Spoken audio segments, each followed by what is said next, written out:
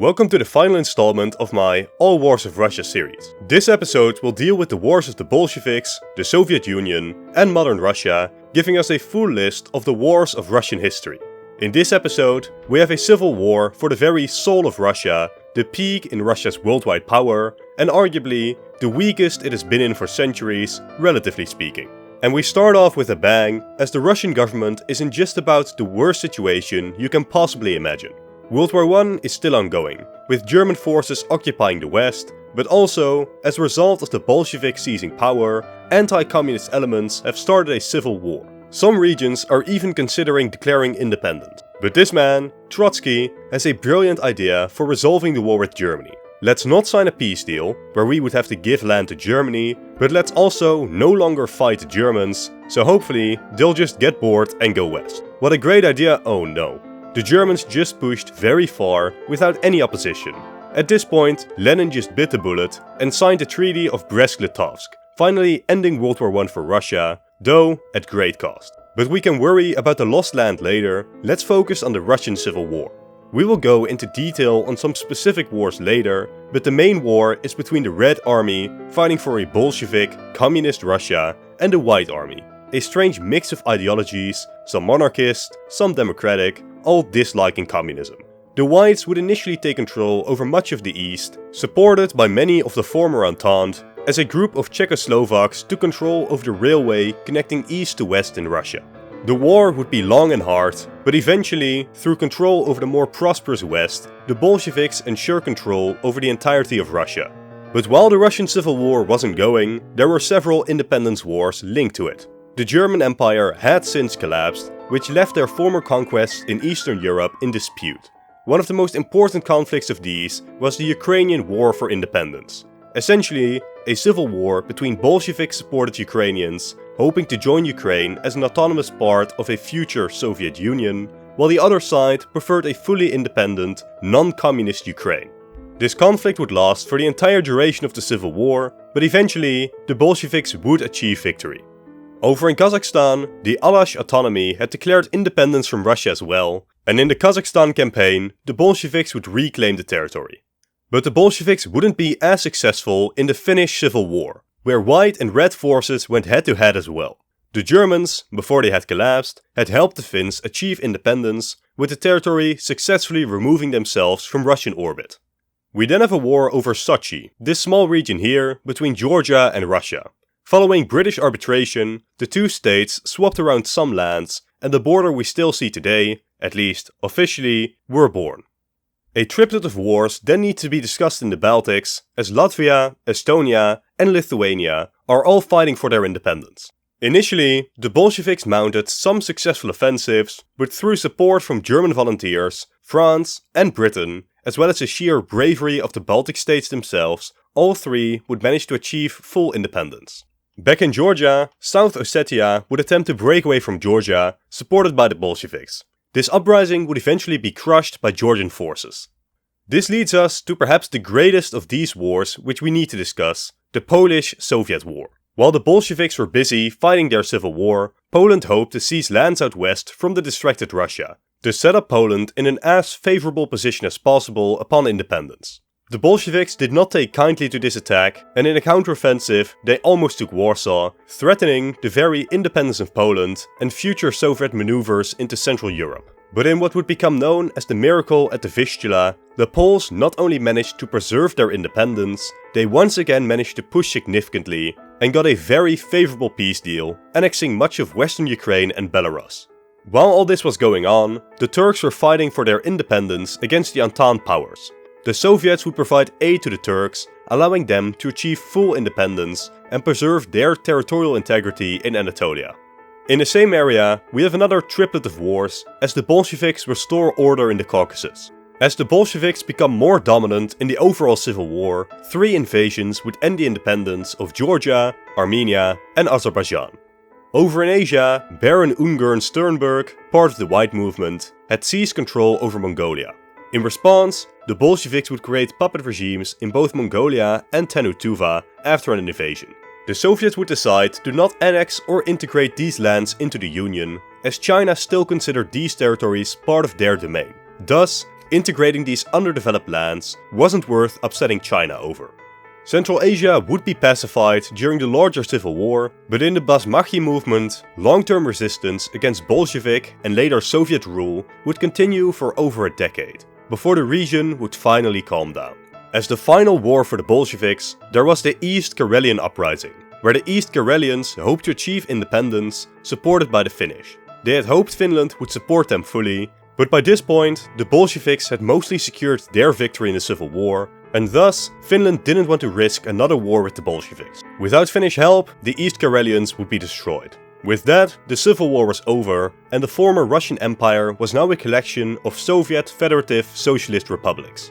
These would all be united in 1922, when Lenin officially founded the Soviet Union.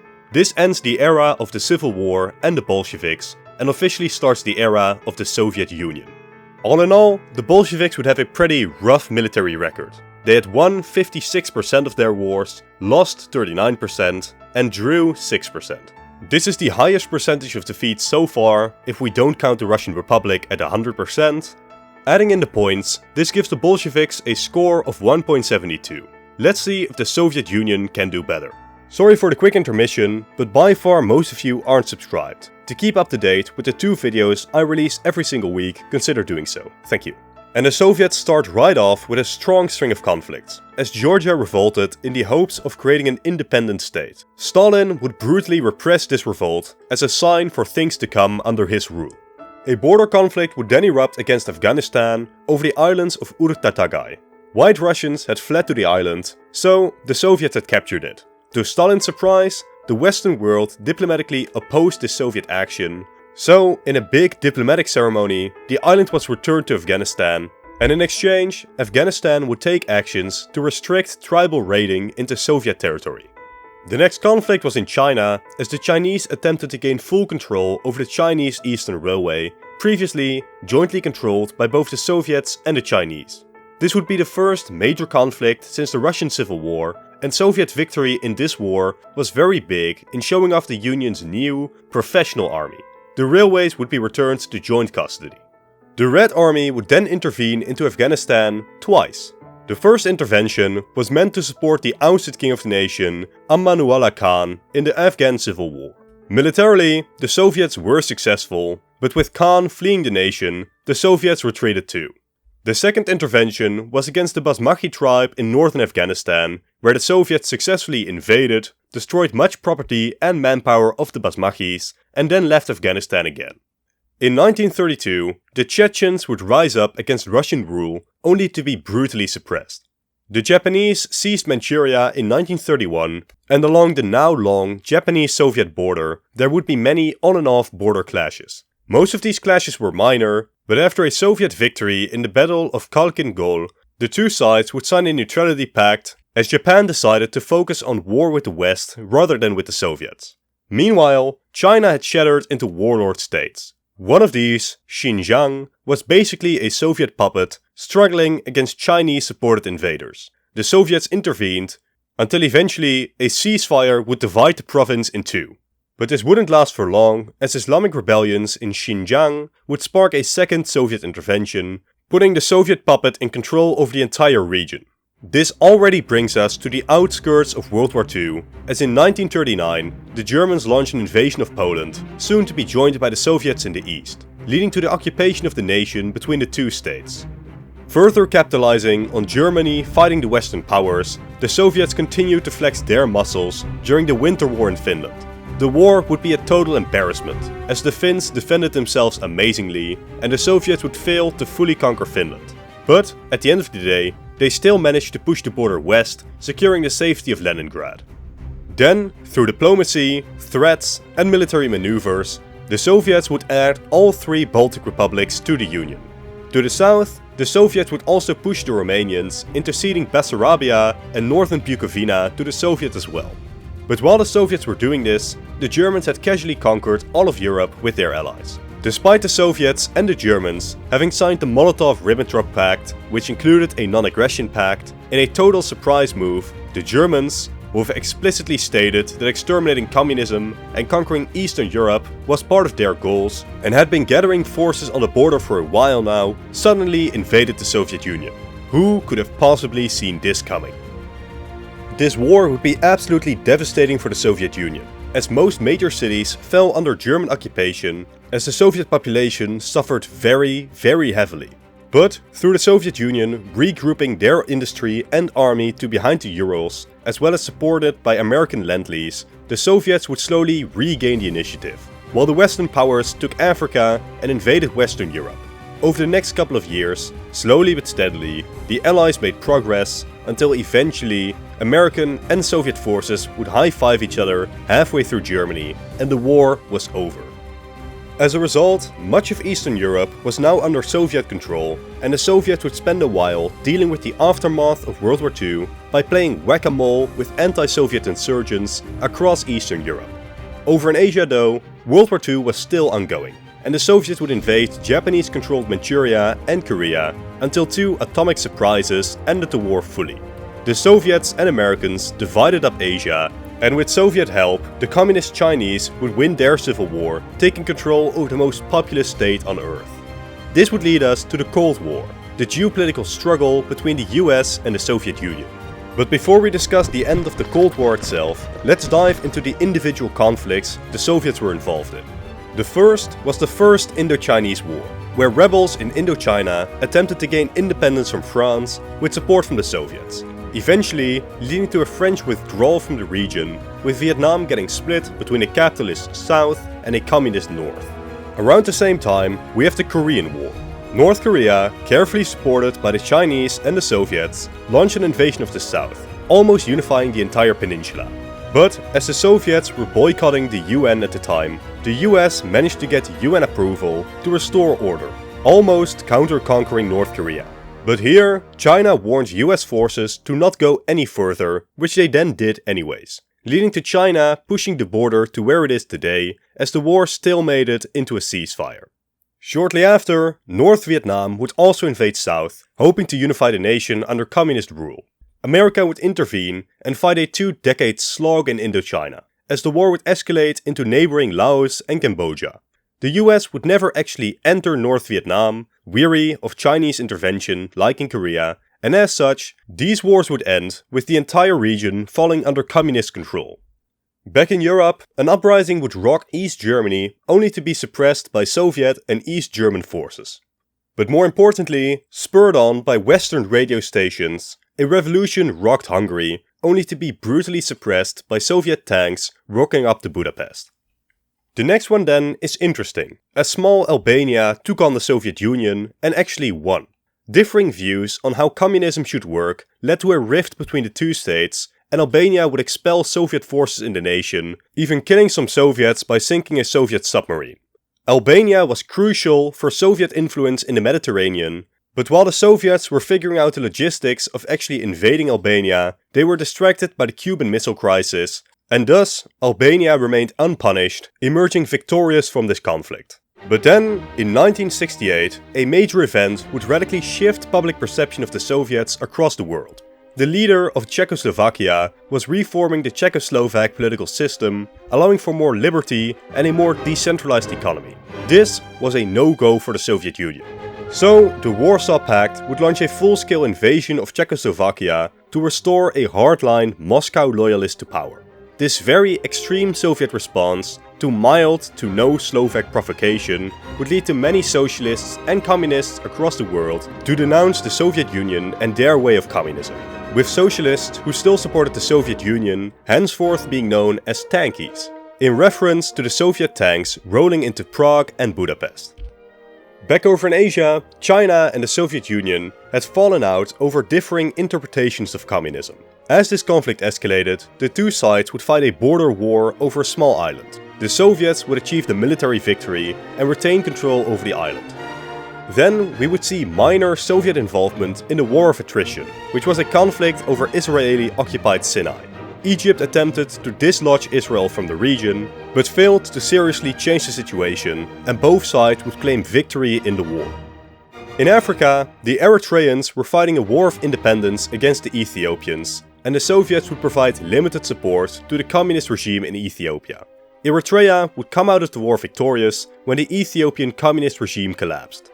The Soviets would also get involved in the already complicated Angolan Civil War, which would see the Soviets support Cuba and the MPLA in seizing control over the nation. The South Africans then got involved, leading to the Soviets providing billions of aid to the Angolans. A ceasefire would eventually end the conflict, as both Cuban and South African forces agreed to leave the nation, and South Africa recognized Namibian independence as well. The two socialist states of Ethiopia and Somalia would then go to war, as Somalia hoped to seize Somali territories from Ethiopia. The Soviets would decide to support the Ethiopians in defeating this invasion, leading to Somalia ending relations with the Soviet Union and their communist sphere. Then, as the war to end all wars, or at least the war to end the Soviet Union, we have the Afghan War. A decade-long slog where the Soviet Union would fight to pacify anti-communist rebels against the Afghan government. The Soviets would be successful in securing the major cities, but with American support to the rebels, they would fail to fully pacify the countryside. The cost of this war and the body bags going home to the Union are considered to have contributed to the fall of the Soviet Union. The climactic conclusion to the Cold War would see the complete collapse of the Soviets and the near full collapse of communism. Across the former communist world, most governments collapsed, while the East German puppet regime rejoined the West. And obviously, most importantly, the Soviets no longer existed. The Soviets had lost the Cold War. So, with the Soviet Union no longer existing, how successful were they in wars? They won 66%, lost 14%, while drawing 21%. A pretty solid military record, they reach a total score of 2.17. Let's conclude the series by diving into the final wars of modern Russia, also known as the Russian Federation. We start off with the Georgian Civil War, where the military launched a coup against the democratically elected government. The Russians would successfully support the military coup against any attempts to restore democracy in the nation. While this was ongoing, Russia also involved themselves in the attempts by Abkhazia and South Ossetia to break away from Georgia. Through Russian support, both states would achieve de facto independence, though very few states, even today, recognize this independence. Next up is the Transnistrian War, where again, Russian forces would support a breakaway regime in a post-Soviet state, this time Moldova. It was an uprising of the Russian minority in the nation, resulting in de facto Transnistrian independence to this very day, although, again, this independence is pretty much unrecognized across the world. The East Prigorny conflict would see the Russians fight against Ingush rebels in North Ossetia, leading to Russia expelling the Ingush people from the region. Russia also got involved in the Tajikistani Civil War, a very complicated affair which saw democratic, nationalist and Islamic forces fighting against the president of the nation. The Russians would support the official government, who would eventually manage to mostly reclaim control over the state. Then the First Chechen War, where the Chechens attempted to break away from Russia. Embarrassingly, Russia would fail to break this revolt, leading to Chechnya becoming de facto independent, though remaining an official part of the Russian Federation. But the Chechens would push their luck by supporting an uprising in Dagestan, hoping to replicate their success and create another Islamic separatist regime in the Caucasus. This was a miscalculation, as Russia would regain control over Dagestan and in retaliation began the Second Chechen War. This time under new President Putin, who wanted to show everyone how much of a tough guy he was. By completely destroying Grozny, the capital of Chechnya, Russia would manage to restore control over the region. Then, in a war mostly forgotten by the Western world, Russia invaded Georgia in 2008, doubling down on Abkhazian and South Ossetian independence, expelling many Georgians from those regions. Meanwhile, Islamists would continue to fight against Russia in the North Caucasus in a low-intensity conflict, which Russia would eventually manage to mostly quell. This leads us to one of the biggest modern wars, the Russo-Ukrainian War. It started in 2014, with Russia seizing Crimea, while igniting and supporting a separate conflict in the Donbass. Again, a move done by Putin to show everyone how much of a tough guy he was and gain more popularity in Russia by reasserting Russian power on the world stage. This war would be escalated in 2022 when Russia launched a full-scale invasion, initially to great success, but soon going significantly less favorable for Russia. only time will tell how this war will end. Russia is also involved in the Syrian civil war, where Russia supports the Syrian government of Assad against opposition forces. This war too is still ongoing, so we can't call it either way. Then, the final one, I bet very few of you know about. The Central African Republic Civil War, where Russia is supporting the official government against opposition forces. Again, this war is still ongoing. This leads us to the score sheet of the Russian Federation. 21% of their wars are still ongoing, and as such will be disregarded. With that, modern Russia, for now, has an amazing military track record, winning 91% of their wars and losing only 9%, leading us to a very high score of 2.72. Still, I have high hopes that this number will drop down soon. So, what's Russia's track record from the Grand Duchy to today? With 160 war fought, 2% are still ongoing and won't be counted any further.